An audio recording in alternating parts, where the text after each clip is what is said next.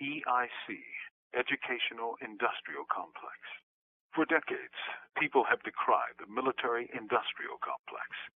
Since the 1990s era critical resistance movement, activists and abolitionists have critiqued the emergence of the prison industrial complex. Both complexes involve the collusion between business and political forces for the unmitigated profits that such a merger brings.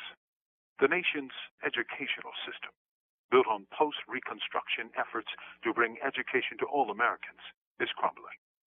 In its stead is being planted the pro-business dogma of deregulation, which mercilessly attacks the very notion of free public education for the chimera of charter schools.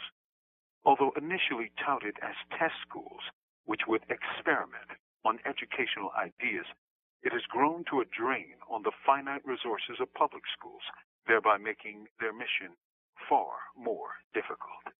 Enter the EIC, Educational Industrial Complex, as businesses use charter schools to replace and abolish the public model for the oldest of reasons, to make money.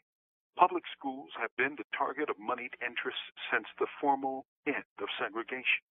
And since the beginning of the Republic, the money power has been the engine of the destruction of the idea of the public good in favor of the primacy of the private.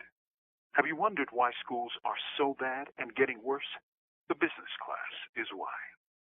They support the destruction of public schools for the same reason they applauded the exportation of U.S. jobs abroad via NAFTA. It's good for business. Capital knows no country. It swims shark-like in the social sea, looking for a meal of more money. And schools look mighty tasty. From death row, this is Mumia Abu Jamal. These commentaries are recorded by Noel Hanrahan of Prison Radio.